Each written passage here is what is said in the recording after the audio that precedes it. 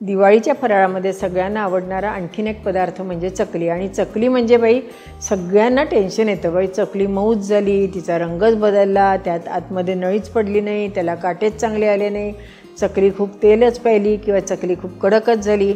मी सांगते ना की चकली केल्यानंतर ती चकली सगळ्यांच्या मुखापर्यंत जाऊस्तोवर किंवा सगळ्यांचे चेहरे आपण एकदा छान समाधानी बघूस्तोवर सगळ्या बायकांना टेन्शन असतं. मग अशा वेळेला काय होतं, जाऊ दे बाई एवढं कुठे करत बसायचं, त्यापेक्षा एक पाकीट चकलीचं आणलं की काम झालं. म्हणजे हे टेन्शन नको, हो की नाही. अगदी सगळ्यांचं असंच होतं. आत्तापर्यंत आपण 3-4 पद्धतीने चकल्या कशा करायच्या ते आपण बघितले.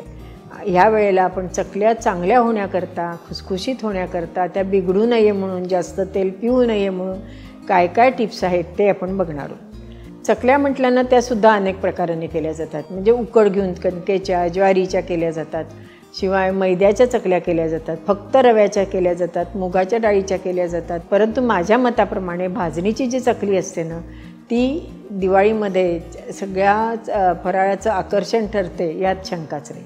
आता भाजणी म्हटलं तरी प्रत्येक घराची भाजणी वेगळी असते, पण सर्वसाधारण जर आपण चकलीची भाजणी करायची म्हटली तर त्याचं एक सर्वसाधारण प्रमाण आहे, ते आपण लक्षात ठेवावं आणि त्याच पद्धतीने करावं. त्यात फारसे चेंजेस करू नयेत, म्हणजे मग आपल्या चकल्या खुसखुशीत होतात, कारण आपला त्याच्यामध्ये हातखंडा होतो. आता भाजणी घेताना आपण काय काय करायला पाहिजे, तर आपण भाजणी घेताना आपल्याला तांदूळ लागतात. आता तांदूळ आपण घ्यायचे भाजणीला म्हटले तर प्रश्न हा पडतो, कुठले तांदूळ वापरावेत. विशेषतः जे नवीन पहिल्यांदाच भाजणी करणार आहेत त्यांच्या पुढे हा नक्की प्रश्न पडला असेल. तर तांदूळ नेहमी हे जाड असावे. एक बाजारात ना डॅश नावाचा तांदूळ मिळतो, तो जो तांदूळ असतो ना तो जाड असतो, त्यामुळे त्याची चकली छान होते. किंवा रेशनचे जर तुम्हाला तांदूळ मिळाले तर तेही आपण घेऊ शकतो, पण जाड तांदूळ मात्र पाहिजे. आंबेमोहोर, इंद्रायणी किंवा कुठलेही सुगंधित तांदूळ वापरायची काही आवश्यकता नसते. 4 वाट्या जर आपण किंवा 4 भांडी कुठली असो, ग्लास घ्या, वाट्या घ्या, कप घ्या किंवा पातेली घ्या, कुठलेही आपण जरी घेतलं तरी 4 भांडी जर आपण ते घेतलं तर त्याच्याकरता 2 भांडी हरभऱ्याची डाळ आणि 1 भांडं उडदाची डाळ, हे सर्वसाधारण प्रमाण आपण मनातल्या मनात धरून ठेवायचं. या प्रमाणाने आपण आपली भाजणी करून घ्यायची. आपण जर समजा 4 कप म्हणजे जे मेजरिंग कप असतात त्याचं जर प्रमाण धरलं तर 4 कप जर आपण तांदूळ घेतले तर 2 कप आपण हरभऱ्याची डाळ घ्यायची, 1 कप उडदाची डाळ घ्यायची, अर्धा कप आपण धने घ्यायचे आणि त्याच्यात 2 चमचे आपण जिरे घ्यायचे. हे सगळं मध्यम आचेवर आपण थोडंसं भाजायचं आणि नंतर ते आपण गिरणीमधनं दळून आणायचं. दळून आणताना सुद्धा त्याच्या आधी आपण हरभऱ्याची डाळ द्यायची आणि त्याच्यावर दळून आणायचं. कणकेवर किंवा ज्वारीच्या पिठावर जर दळलं गेलं तर त्यामुळे चकलीच्या भाजणीमध्ये फरक पडतो आणि आपली चकली मऊ होण्याची शक्यता असते. त्यामुळे दळून आणताना सुद्धा आपण ही काळजी घ्यायची. पण त्याच्या आधी भाजायचं कसं ते सांगायचं राहिलं. ज्यावेळेला आपण तांदूळ भाजतो त्यावेळेला ते ओलसर फडक्याने आधी पुसून घ्यायचे, थोडेसे सुकवून घ्यायचे आणि मग ते आपण जाड बुडाच्या पातेल्यात भाजायला घ्यायचे. भाजताना ते साधारण आपल्या हाताला चटका बसेल इतपतच भाजायचे. खूप जर आपली कडक भाजणी भाजली गेली, म्हणजे तांदूळ लालसर झाले, हरभऱ्याची डाळ लालसर झाली, उडदाची डाळ लालसर झाली किंवा जास्त भाजली गेली तर आपल्या चकल्या कडक होतात. बऱ्याच वेळेला आपण म्हणतो तेच प्रमाण घेतलं, सगळं ते घेतलं तरीसुद्धा माझी यावेळेला चकली कडक का झाली, तर याचा अर्थ आपली कदाचित भाजणी ज्यावेळेला आपण भाजतो त्यावेळेला ती जास्त लाल झाली असेल. त्यामुळे भाजणी भाजताना सुद्धा आपण लक्षात ठेवायचं. दळून आणल्यानंतर पहिल्यांदा आपण ते पीठ आहे ते चाळून घ्यायचं. त्यामुळे वरती जर काही बारीक कणबिण राहिले असतील तर ते निघून जातात. शक्यतो लाल तिखट घालू नये, कारण लाल तिखट जर वापरलं तर ज्यावेळेला आपण चकली तळतो त्यावेळेला ती थोडीशी जास्त तळली गेली तर त्याचा रंग काळसर येतो. म्हणून अशा वेळेला आपल्या ज्या तिखट असतं की नाही, हे थोडंसं एखाद्या भांड्यात उन्हामध्ये ठेवून द्यावं. वरती झाकण मात्र ठेवायचं बरं का, किंवा एखादं काही दुसरं कापड वगैरे बांधायचं, म्हणजे ते उडणार नाही. आणि त्यामुळे ते तिखट जे असतं त्याचा रंग कमी होतो. आणि असं पांढरं तिखट जर आपण चकलीमध्ये वापरलं तर त्याचा रंग जो असतो चकलीचा तो बदलत नाही. हळद घातली तरी चालते, नाही घातली तरी चालू शकते. आणि धने जिरे तर आपण त्याच्यात बारीक करूनच घातलेत. ओवा आपल्याला लागतो. 4 कप जर आपण भाजणी घेतली असेल तर त्याच्यात 1 ते 1.5 चमचा ओवा हातावर चोळून घालावा आणि 2 चमचे तीळ घालावे. आता ही सगळी आपली तयारी झाली. त्याला काय काय जिन्नस लागतात हेही आपल्याला कळलं.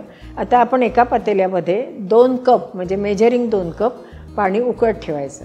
प्रत्येक कपाला 1 टेबलस्पून याप्रमाणे 2 टेबलस्पून आपण तेल त्या पाण्यात टाकायचं. चवीपुरतं मीठ, तिखट, ओवा आणि तीळसुद्धा त्याच्यातच घालायचे.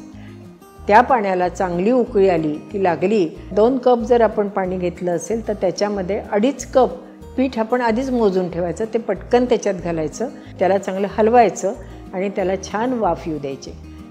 आपलं ज्या वेळेला आपण पीठ पाण्यामध्ये घालतो तर ते कोरडं दिसलं पाहिजे. ओलसर जर वाटलं आपल्याला तर लागली आपण त्याच्यात थोडंसं पीठ घालायचं. कारण समजा जर आपलं कणिक सैल झाली, म्हणजे पीठ भाजणीचं आपण भिजवलं चकलीचं ते सैल झालं, मग त्याच्यात वरनं जर आपण आणखीन पीठ घालायचं म्हटलं तर ती चकली मऊ पडते. त्यामुळे त्याच वेळेला आपल्या लक्षात आलं पाहिजे थोडंसं पीठ जरा जास्त झालं तरी हरकत नाही, पाण्याचा शिपका मारून ते आपल्याला सैल करता येतं, पण ओलसर पीठ मात्र राहता कामा नये.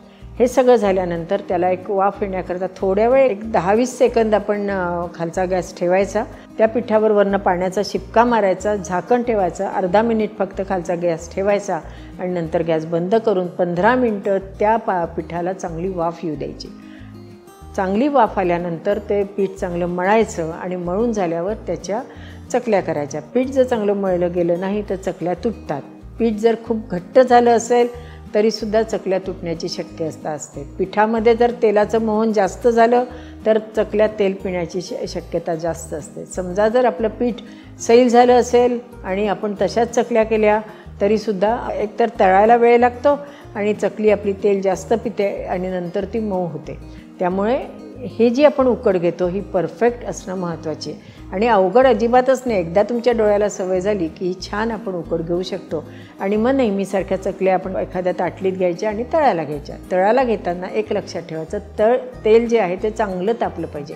चांगलं याचा अर्थ खूप कडक तेल नव्हे, चांगलं याचं म्हणजे त्याच्यात जर तुम्ही एखादा चकलीचा हे टाकला, गोळा टाकला तर तो छान वर आला पाहिजे.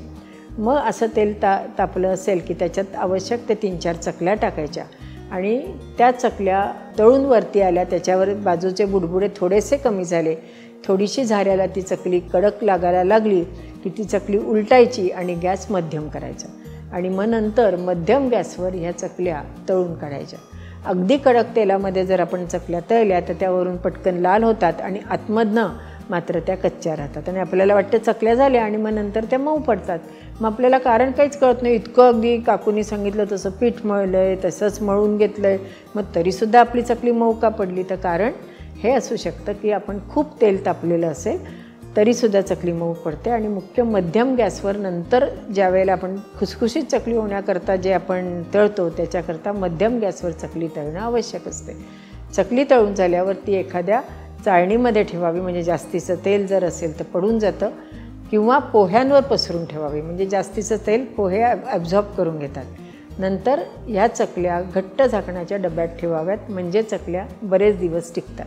तर बरेच जण म्हणतात की महिनाभर टिकणाऱ्या चकल्या महिनाभर टिकतात, परंतु कुठलाही जरी आपण फराळाचा पदार्थ घेतला तरी तो 7-8 दिवस झाल्यानंतर तो आपल्याला शिळा लागायला लागतो, त्या तेलाचा एक वेगळा वास यायला लागतो. त्यामुळे शक्यतो एक 7-8 दिवस पुरेल एवढंच फराळाचे पदार्थ करावेत असं आपलं मला वाटतं.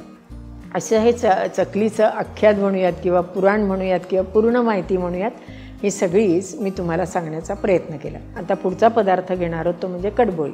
कडबोळीची भाजणी ही 18 धान्यापासून केली जाते, पण एवढी धान्य वापरली जात नाहीत. जी काही आपल्या घरात धान्य असतील ती वापरायची असतात. कडबोळीच्या भाजणीमध्ये आपण बाजरीचा वापर जास्त करतो, त्यामुळे कडबोळी जी असतात ती काळसर रंगावर असतात. कडबोळी ही कधी कडक किंवा खुसखुशीत नसतात, ती मऊसरच होतात आणि ती मऊसरच कडबोळी छान लागतात. कडबोळीची भाजणी आपण करून आणल्यानंतर त्याचं जे प्रमाण आहे ते खाली आपण डिस्क्रिप्शनमध्ये दिलेलं आहे. कडबोळी ज्यावेळेला आपण करतो त्यावेळेलाच ह्याच प्रमाणामध्ये, समजा जर आपण 4 कप कडबोळीची भाजणी घेतली तर त्याच्यामध्ये 2 टेबलस्पून तेल घालायचं, बाकीचं तिखट, मीठ, ओवा, तीळ हे सगळं घालायचं आणि गरम पाण्याने कडबोळीचं पीठ भिजवायचं आणि मग त्याला कडबोळीचे आकार देऊन कडबोळी आपली चकल्याप्रमाणेच तळून काढायची. अशी ही कडबोळी घट्ट दह्याबरोबर अतिशय छान लागतात. दिवाळीच्या वेळेलाच नाही, इतर वेळेलाही करायला हरकत नाही, कारण काय झालं की हल्ली कडबोळी त्या मानाने कमी प्रमाणात केली जातात. तांदूळाच्या पिठाची सुद्धा कडबोळी केली जातात, तीही खुसखुशीत आणि छान लागतात. आता जसे आपण चकल्या बघितल्या, कडबोळी बघितल्या, तसंच आणखीन शंकरपाळेसुद्धा, खारी शंकरपाळे आपण करतो, हो की नाही? खारी शंकरपाळे करणं अगदी सोपं आहे. समजा आपण 2 कप मैदा घेतला तर त्याच्यामध्ये 2 टेबलस्पून कडकडीत मोहन तेलाचे टाकायचं. त्यात कलौंजी, काळे तीळ, नंतर कुटलेले मिरे, पेपरिका या कुठलेही जिन्नस तुम्हाला आवडतील त्याप्रमाणे त्याच्यात टाकायचं, चवीला मीठ टाकायचं आणि नंतर साध्या पाण्यामध्ये ते भिजवायचे आणि ज्यावेळेला आपण खारे शंकरपाळे करतो त्यावेळेला पातळ लाटायचं, म्हणजे जी आपण पोळी करतो की नाही ती पातळ लाटायची आणि मग ते शंकरपाळे आपण जसं तेलामध्ये तळतो तसे तळायचे, म्हणजे ते खुसखुशीत होतात. परंतु ज्यावेळेला आपण गोड शंकरपाळे करतो त्यावेळेला काय असतं की त्याच्यात तुपाचं प्रमाण जास्त असतं, त्यामुळे त्या गोड शंकरपाळे असे जाडसर असतात आणि खुसखुशीत होतात, हो की नाही.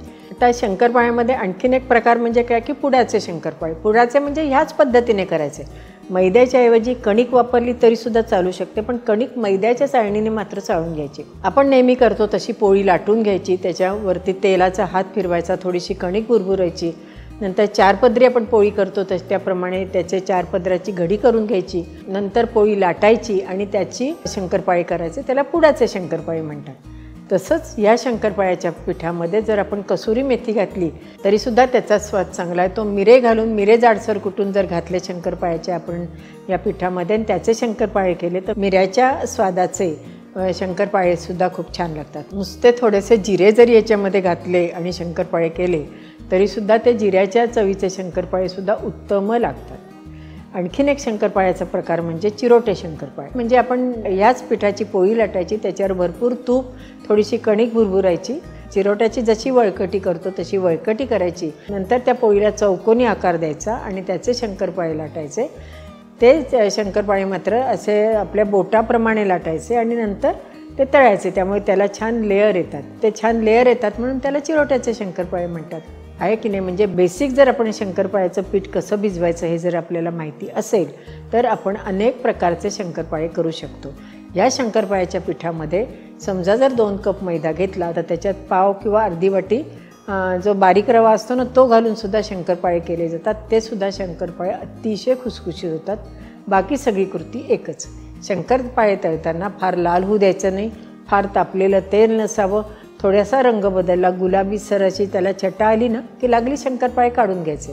शंकरपाळे पण खुसखुशीत बरेच दिवस टिकतात, आहे की नाही. म्हणता म्हणता आपण 2 व्हिडिओजमध्ये तिखटाचे जे आपण फराळाचे पदार्थ करतो दिवाळी करता त्याची पूर्ण माहिती घेतली. कुठल्याही पदार्थाची बेसिक कृती जर आपल्याला माहिती असेल ना तर आपण त्याच्यामध्ये अनेक नाविन्यपूर्ण पदार्थ आपण आपले इनोव्हेट करू शकतो. आपल्या फॅमिलीला म्हणजे कुटुंबाला आवडेल असं त्याच्यामध्ये आपण जिन्नस घालून त्याची चव वाढवू शकतो आणि अनेक पदार्थ आपण असे करू शकतो. आणि मुख्य म्हणजे हे सगळे पदार्थ तुमच्याकडे आलेल्या पाहुण्यांना आवडल्याशिवाय राहत नाही. असेच छान छान पदार्थ बघण्याकरता अनुराधा चॅनलला लाईक करा, शेअर करा आणि सबस्क्राईब करा आणि हो, बेल आयकॉन दाबायला विसरू नका. धन्यवाद.